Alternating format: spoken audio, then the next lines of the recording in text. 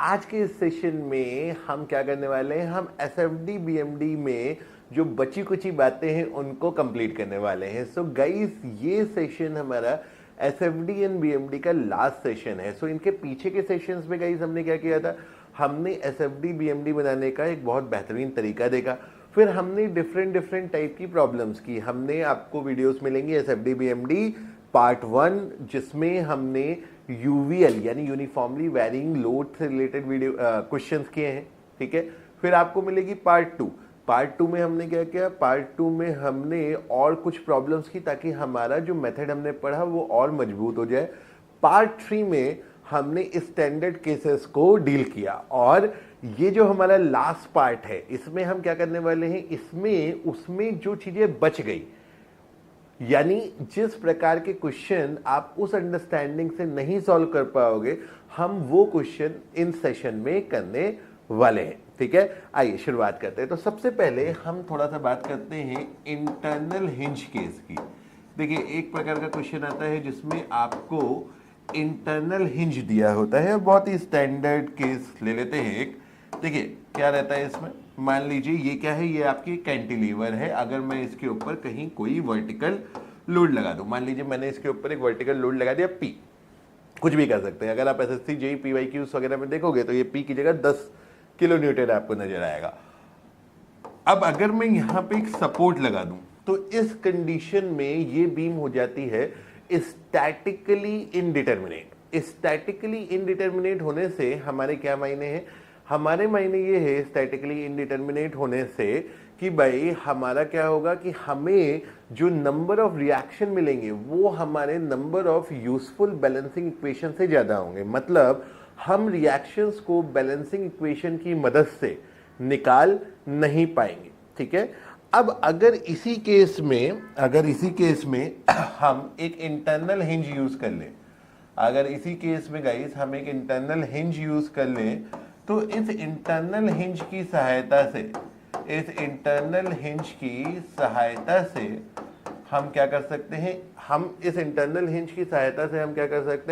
हम यहाँ पे इसको डिटर्मिनेट बना सकते हैं। मतलब हम सिर्फ और सिर्फ स्टैटिकल बैलेंसिंग इक्वेशन का इस्तेमाल करके इसको सॉल्व कर सकते हैं। तो देखिए, इसको सॉल्व करने का सबसे आसान तरीका क्या है भाई, आप रिएक्शन अज्यूम कर लीजिए। मान लीजिए ये A है, ये B है, तो भाई ये हिंज सपोर्ट है। तो हिंज सपोर्ट पे आपको पता है कि सर वर्टिकल रिएक्शन आ सकता है एंड हॉरिजॉन्टल रिएक्शन आ सकता है, लेकिन कोई एक्सटर्नल लोड क्योंकि हॉरिजॉन्टल नहीं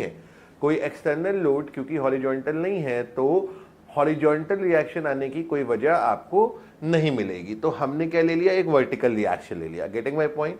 अब हम क्या है, यहाँ पे क्या कर लें, एक वर्टिकल रिएक्शन पकड़ लें, एक मोमेंट रिएक्शन पकड़ लें, ठीक है, RA और MA, ठीक है। तो ये हमारे रिएक्शंस हो गए।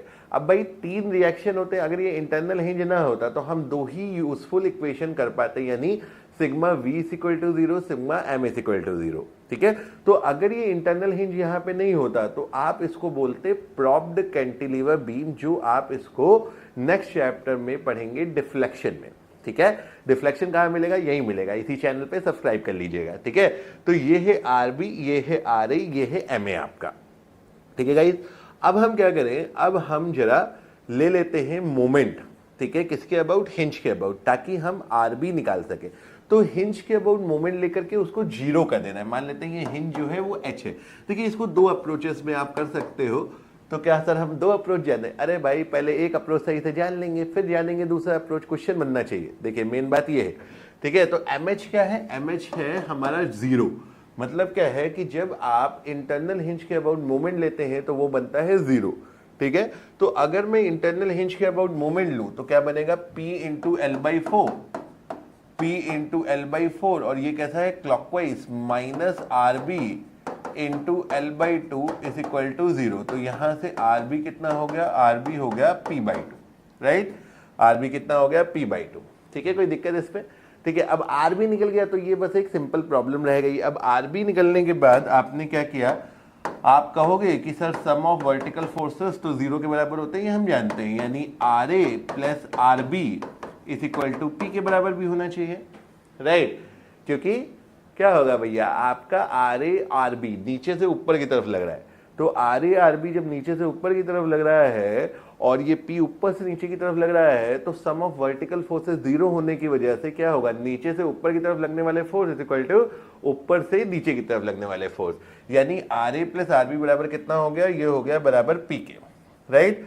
अब आप क्या करें, अब आप को मोमेंट ऑफ ए निकालना है, तो आर बी तो हमारे पास है ही ऑलरेडी, तो आर बी तो हमारा पी बाई टू है, यानी आर ए हमारा कितना हो गया गाइस, आर ए हो गया हमारा pi by two, right, R A हो गया हमारा पी बाई टू। अब हम क्या करें, अब हमको निकालना है मोमेंट अबाउट ए, तो ए के अबाउट जो हम मोमेंट निकालेंगे वो कैसे निकालेंगे, देखिए ए के अबाउट हम मोमेंट निकालेंगे, अब कैसे निकालेंगे, तो ए के अबाउट जब हम मोमेंट निकालेंगे तो हम ऐसा लिख देते हैं इसको, देखिए M A is equal to, M A is equal to, तो इसको जरा थोड़ा सा, कोई बात नहीं चलेगा, तो M A is equal to, देखिए क्या होगा, कौन कौन से लोड लग रहे हैं, एक तो माइनस बाहर लगा दीजिए, P into L by two plus L by four, P into L by two plus L by four, right, L by two plus L by four minus R B into L, minus R B into L,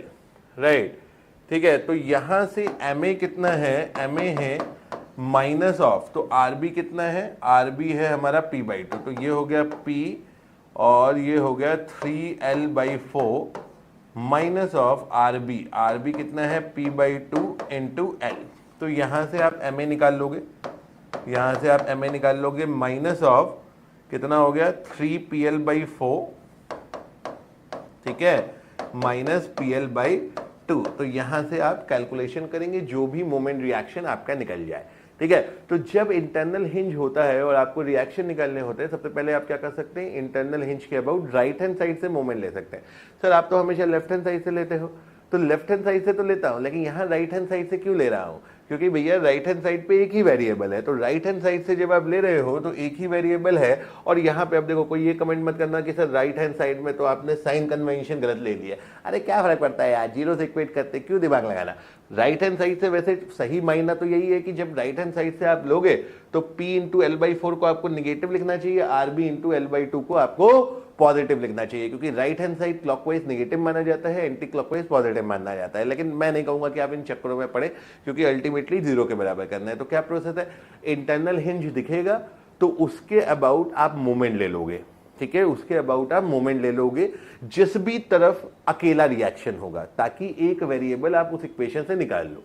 जब आपका एक variable निकल जाएगा उसके बाद तो आप sigma V is equal to zero, ये आप हमेशा करते ही करते हो, वो आप कर दोगे, और आप ये कर दोगे कि sigma V is equal to zero के बाद आप क्या कर दोगे कि सर हम मोमेंट अबाउट ए ले लेंगे, तो मोमेंट अबाउट ए आप जैसे आज तक लेते आए हो बिल्कुल वैसे ही आप वापस से ले लोगे, ठीक है। तो इंटरनल हिंज का केस समझ में आ गया। अब दूसरे केस पे आते हैं। देखिए दूसरा केस क्या होता है, ये सब स्पेशल केसेस भी नहीं बोल सकते, मतलब ये वेरिएशन है।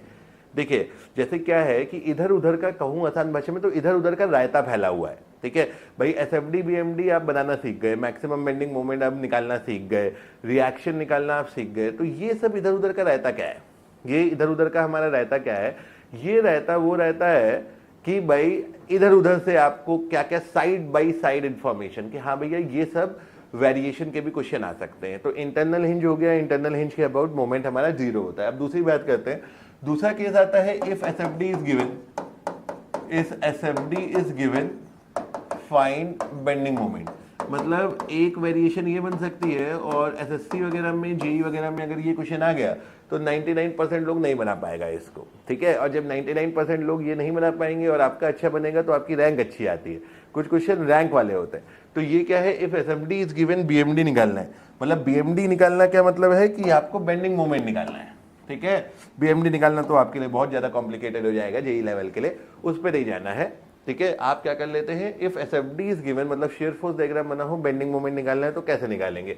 तो मान लीजिए कि आपके पास एक शेयर फोर्स डायग्राम है लाइक दिस, कुछ भी पकड़ सकते हैं आप, एक चलो स्टैंडर्ड क्वेश्चन ही देख लेते हैं। तो एक क्वेश्चन है हमारा स्टैंडर्ड, मान लीजिए आपका बना हुआ है 14 किलो न्यूटन, ठीक है, और ये मान लेते हैं ये है आपका 2 किलो न्यूटन, और ये कुछ इस तरीके से जा रहा है, और ये है आपका 2 मीटर, ठीक है, ये है आपका 2 मीटर, ये है आपका यहाँ पे 13 किलो न्यूटन, ये है मान लीजिए आपका 19 किलो न्यूटन। ये एक स्टैंडर्ड क्वेश्चन है, ये शायद ईएससी वगैरह के एग्जाम में पूछा गया होगा।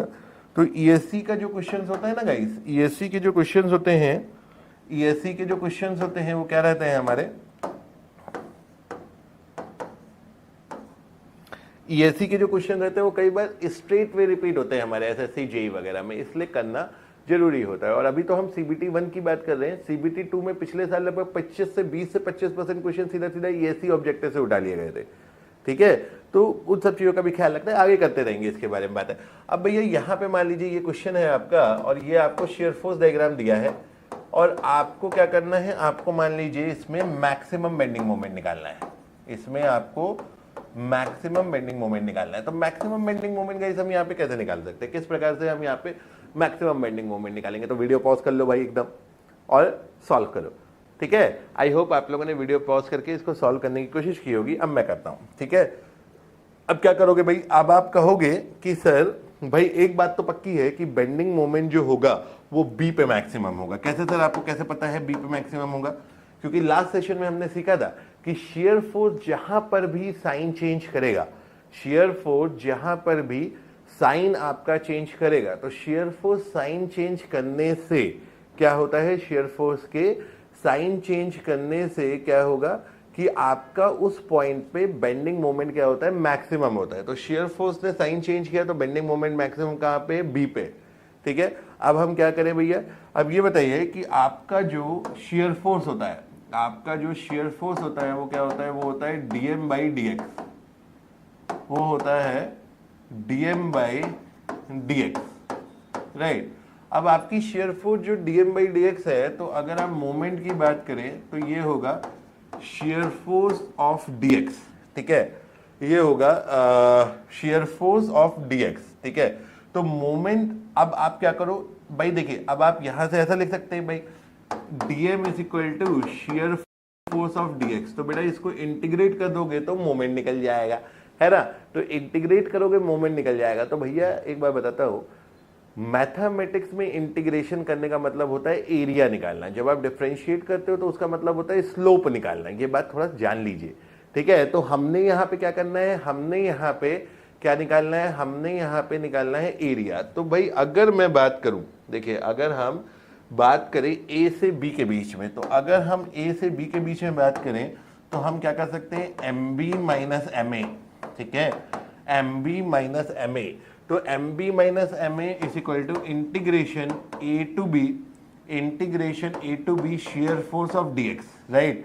तो अब ये जो integration of A to B shear force dx है ना, ये है क्या, ये आपका ये वाला एरिया है। ये क्या है, ये आपका ये वाला जो है, ये आपका ये वाला एरिया है ना। तो भाई जिन दो पॉइंट के बीच में आप इंटीग्रेट करते हो ना दोस्त, वो आपका क्या बन जाता है, वो आपका बन जाता है एरिया। ये जो आपको मैंने हाईलाइट किया है, ये क्या है, ये आपका बन गया है एरिया। Getting my point. तो हमें कुल मिला करके इस एरिया को निकाल लेना है। किस एरिया को निकाल लेना है, ये वाले एरिया को, ठीक है, जो ए से बी के बीच में है। तो ए से बी के बीच वाला एरिया अपन क्या कर ले, निकाल ले। आइए निकालते हैं जरा ए से बी वाले एरिया को। आइए, तो ये जो ए से बी के बीच वाला एरिया है, इसको निकाल लेते हैं। तो क्या हो गया, चलिए यहां लिख लेते हैं। तो M B minus M A, तो एम ए को तो जीरो ही पकड़ लो। कैसे सर, क्यों जीरो पकड़ लो भाई, अदरवाइज एम बी कहां से निकाल लोगे। तो हम इसको पकड़ लिए हैं जीरो, ठीक है। इसको जीरो पकड़ के हमने ये अजम्पशन ले लिया है कि ये सिंपली सपोर्टेड बीम है, ठीक है, सिंपली सपोर्टेड बीम है। तो यहाँ पे मैंने जीरो कर लिया। तो सर क्यों सिंपली सपोर्टेड बीम है, तो ऐसा कैसा हो गया कि सिंपली सपोर्टेड बीम में भैया ये जीरो हो गया। तो सिंपली सपोर्टेड बीम में सिंपल सपोर्ट लगे होता है, मतलब हिंज होता है या तो रोलर सपोर्ट होता है। हम क्या जानते हैं, जो हिंज सपोर्ट होता है, जो रोलर सपोर्ट होता है, जो हिंज सपोर्ट होता है और जो रोलर सपोर्ट होता है, उसमें मोमेंट रिएक्शन पॉसिबल नहीं होते हैं। इसमें मोमेंट रिएक्शन पॉसिबल नहीं होते हैं। तो मोमेंट रिएक्शन पॉसिबल नहीं होते हैं तो क्या करिए भैया, मोमेंट रिएक्शन पॉसिबल नहीं होते तो हमने इसीलिए मोमेंट को जीरो मान लिया, ठीक है। तो एम बी माइनस जीरो। अब इस एरिया को निकालेंगे, तो एरिया निकालेंगे तो half of 12 into 2 plus half of 12 into 2 plus ये जो रेक्टेंगल है, ये जो रेक्टेंगल है ये क्या है, ये है 12 इंटू 2। तो 12 और 24 कितना हो गया भैया, 12 प्लस 24 यानी 36 न्यूटन मीटर, ठीक है, ठीक है भाई, ये एक ट्रायंगल दिख रहा है, ये एक रेक्टेंगल दिख रहा है। ओ ये 12 नहीं, ये था 2, ठीक है। ओ सॉरी भाई, ये तो 14 है और ये यहां से यहां तक 2 दिया हुआ है, ठीक है। ये यहां से यहां तक 2 दिया हुआ है, मतलब ये कितना है, ये हाइट है 2 किलो न्यूटन, ठीक है। अब ये 2 किलो न्यूटन है तो ये है 12 किलो न्यूटन। तो हमारा ट्रायंगल के लिए क्या हो गया, ये हो गया half into 12 into 2 plus 2 into 2, भाई triangle plus rectangle, triangle plus rectangle. तो कितना बन गया भैया, ये बन गया 16 किलो न्यूटन मीटर। तो आपका मैक्सिमम बेंडिंग मोमेंट कितना निकल के आया भाई, आपका मैक्सिमम जो बेंडिंग मोमेंट निकल के आया वो कितना निकल के आया जी, मैक्सिमम बेंडिंग मोमेंट आपका निकल करके आ गया है 16 किलो न्यूटन मीटर। तो भैया अगर आपको शियर फोर्स डायग्राम दिया हो और बेंडिंग मोमेंट निकालने की बात कर रहा हो तो एरिया निकालने का जुगाड़ दिमाग में आपको यहां पे सोचना पड़ेगा। I hope it is fine to everyone. Now चलिए moving to the next question, moving to the next question. आइए तो नेक्स्ट केस पे चलते हैं बेसिकली कि भाई अगला केस अपना क्या कह रहा है। आइए तो आगे बात करते हैं। तो अब भाई ये तो हो गया कि अगर हमें शियर फोर्स डायग्राम गिवन हो तो हम बेंडिंग मोमेंट पे कैसे जाएंगे। अब मान लो बेंडिंग मोमेंट डायग्राम गिवन है, मान लेते हैं if BMD is given, if BMD is given then how to find shear force, how to find shear force। तो अगर बेंडिंग मोमेंट डायग्राम अगर हमें BMD गिवन है तो shear force को कैसे फाइंड आउट करना है। तो बेंडिंग मोमेंट डायग्राम अगर गिवन है तो shear force कैसे फाइंड आउट करेंगे देखेंगे।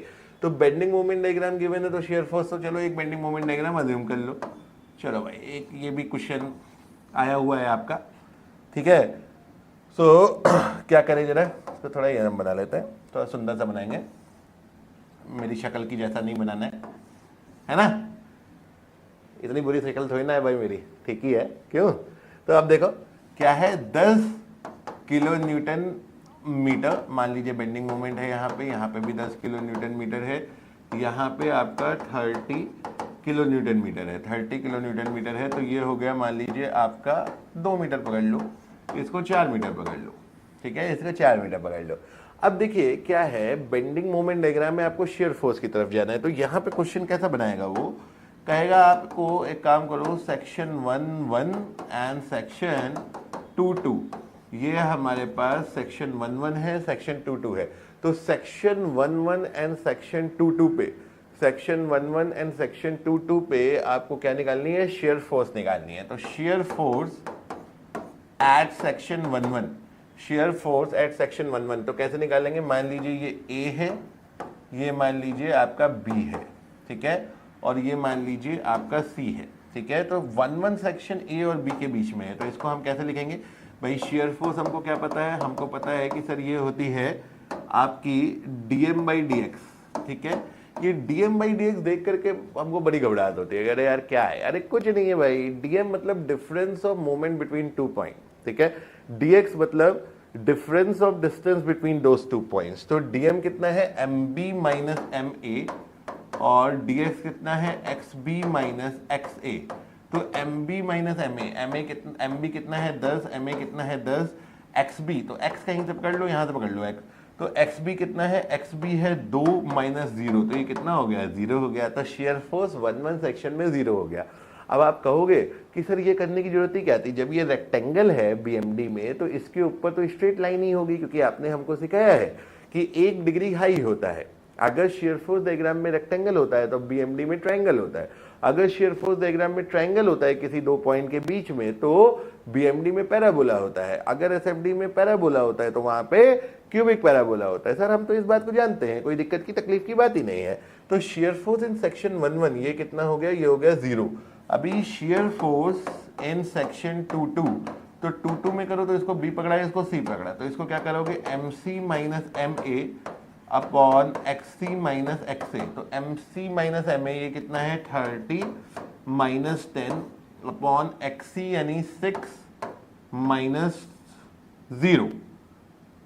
सॉरी ये मेरे को सेकंड सेक्शन जो है वो B से C के बीच में ना, तो A से थोड़ी ना लगा देंगे भाई, सेक्शन हमारा B से C के बीच में, ठीक है, भूल चूक माफ भाई, है ना, मैं टेढ़ा दिखता हूं तो कई बार उल्टा दिख जाता है, कोई बात नहीं, ये B से C है, ठीक है। बी सेक्शन 2 किस में है, बी से सी के बीच में। तो जब सेक्शन 2 बी से सी के बीच में है तो हमें यहाँ पे क्या लिखना चाहिए, हमें M C minus M B upon X C minus X B लिखना चाहिए। आपको पैटर्न समझ में आ रहा होगा भाई। जिस सेक्शन पे आपको शेयर फोर्स पूछा है वो आपको दिख रहा है कि कौन से सेक्शन में, भाई यहाँ पे बी से सी के बीच में। तो बी से सी के बीच में है तो M C minus M B, तो एम सी कितना हो गया, ये हो गया 30 माइनस 10 अपॉन एक्स सी कितना है 6 माइनस एक्स सी कितना है 2, एक्स बी कितना है 2, क्योंकि एक्स हम इस रेफरेंस से मेजर कर रहे हैं।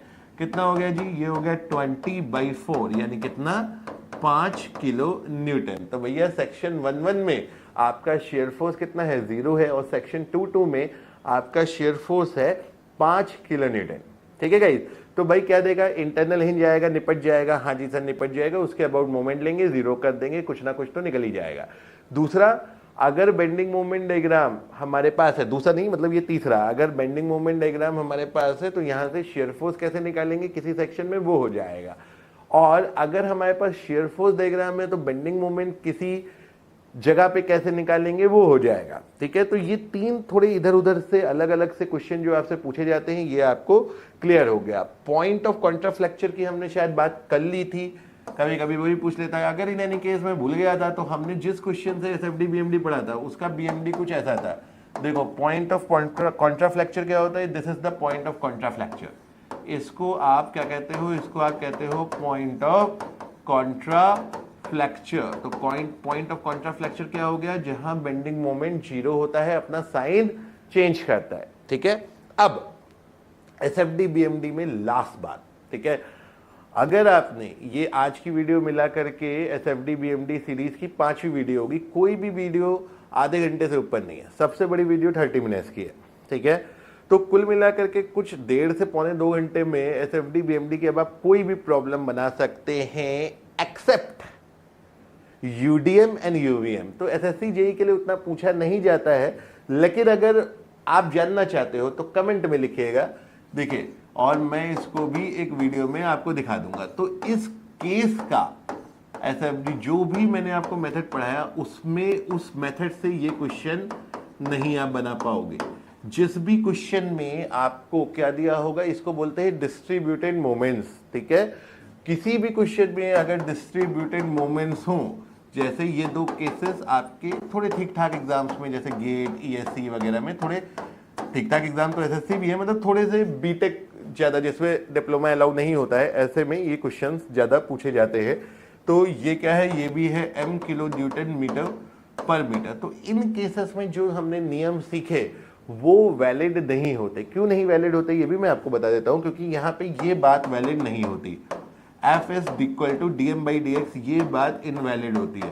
तो शेयर फोर्स बराबर dm/dx है, ये यहाँ पे uniformly distributed moments, uniformly varying moments के केस में वैलिड नहीं होती, जिसकी वजह से इस केस में आप वो हमारे जो नियम हमने पढ़े हैं, जो रूल्स पढ़े हैं, उसको नहीं लगा सकते। तो गाइस आप चाहे तो इसको खुद से ट्राई कर सकते हैं। अगर बाई एनी केस आपसे नहीं बना तो आप कमेंट में लिख दीजिएगा, मैं आपको जरूर बता दूंगा। तो गाइस एसएफडी बीएमडी में जितना मैं बताना चाहता था आपको बता दिया है। मेरा नाम डॉक्टर उमाशंकर त्रिपाठी है, और अब हम क्या करेंगे, अब हम नेक्स्ट सेक्शन में डिफ्लेक्शन शुरू करेंगे 1 घंटे में। ठीक है, 1 घंटे में 2 वीडियो बना लेंगे, 1 घंटे में जो आपके काम की चीज है। देखो डिफ्लेक्शन अपने आप में बहुत बड़ा चैप्टर है, लेकिन डिफ्लेक्शन के हेड में जेई लेवल के एग्जामिनेशन में 95% में जो क्वेश्चन आते हैं उसको मैं आपको अपनी नेक्स्ट वीडियो में करा दूंगा। और इसके साथ साथ अपन अब करेंगे क्वेश्चंस, एसएससी जेई के प्रीवियस ईयर क्वेश्चन, पहले सॉम के करेंगे फिर और सब्जेक्ट्स के करेंगे। ठीक है, तो चलिए फिर गाइस आज के सेशन में इतना ही रखते हैं। सब्सक्राइब करना मत भूलिएगा। So with this, thank you very much, have a good day and will see you in the next session.